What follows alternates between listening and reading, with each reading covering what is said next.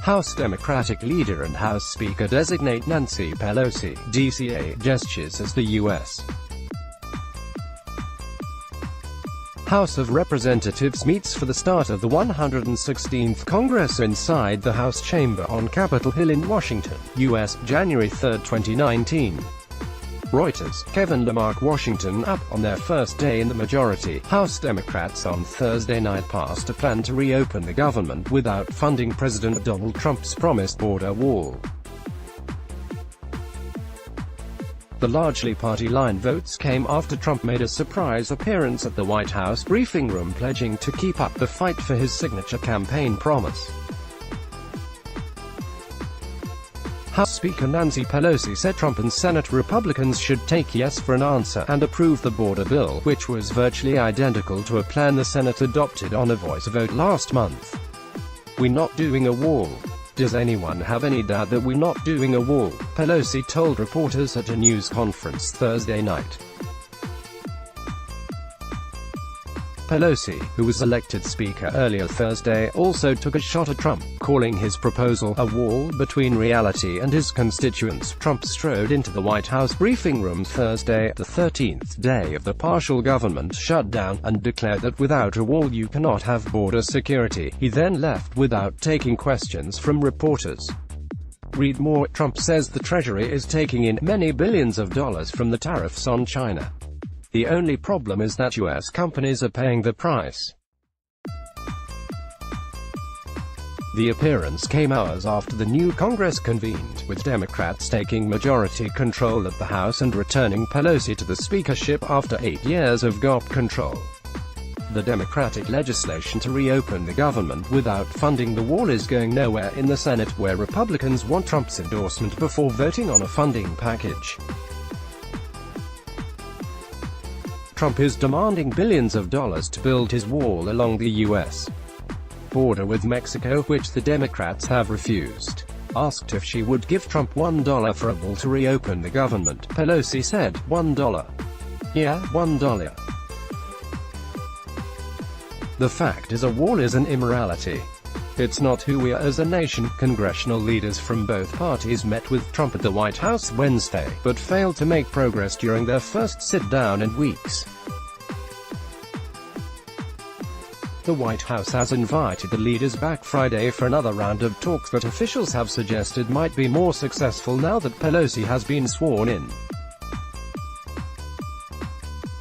Reporters were told Thursday that White House Press Secretary Sarah Huckabee Sanders would be holding a hastily called late afternoon briefing. Instead, out walked Trump, flanked by members of the unions that represent Border Patrol and immigration enforcement agents. It was his first time delivering remarks at the briefing room podium. "You can call it a barrier, you can call it whatever you want," Trump said. "But essentially we need protection in our country. We're going to make it good. The people of our country want it." Trump said his meeting with the union officials had long been planned and just happened to come at a very opportune time. He also claimed his refusal to budge was winning praise, telling reporters, "I have never had so much support as I have in the last week over my stance for border security." Read more. Nancy Pelosi reveals her endgame for negotiations with Trump. Democrats will give nothing for the wall. Polls show a majority of Americans oppose the border wall, although Republicans strongly support it. White House and Department of Homeland Security officials have spent recent days trying to make a public and private case that the situation at the border has reached a crisis situation that demands more money than Democrats have offered.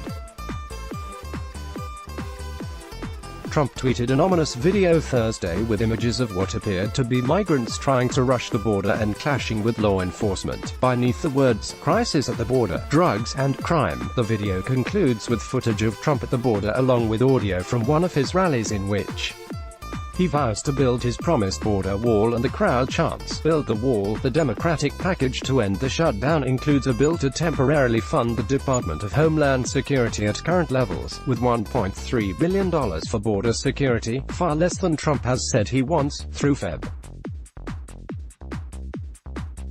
As bipartisan talks would continue, it was approved 239 to 192. Democrats also approved a separate measure to fund the Departments of Agriculture, Interior, Housing and Urban Development and others closed by the partial shutdown. The bill, which would provide money through the end of the fiscal year September 30th, was approved 241 to 190. The White House has rejected the Democratic package. Why not fully fund the Department of Homeland Security? Why doesn't the Pelosi bill do that, said White House Counselor Kellyanne Conway. Senate Democratic leader Chuck Schumer urged Majority Leader Mitch McConnell to put the House Democratic package on the Senate floor and send it to the president, saying it would show Trump the sweet light of reason. McConnell has dismissed the idea as a total non-starter and a waste of time. But some Republican senators appeared open to at least part of the Democrats' proposal.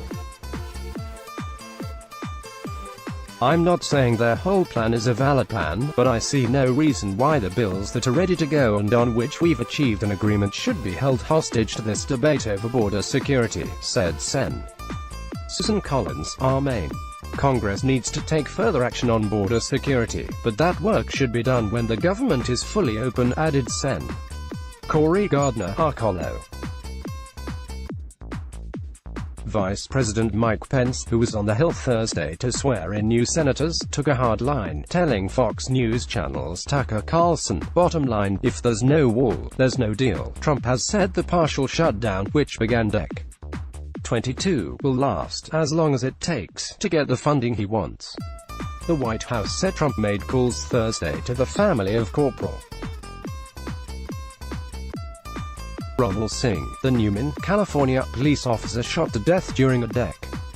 26 traffic stop. The suspected shooter is a Mexican man accused of living in the U.S. illegally.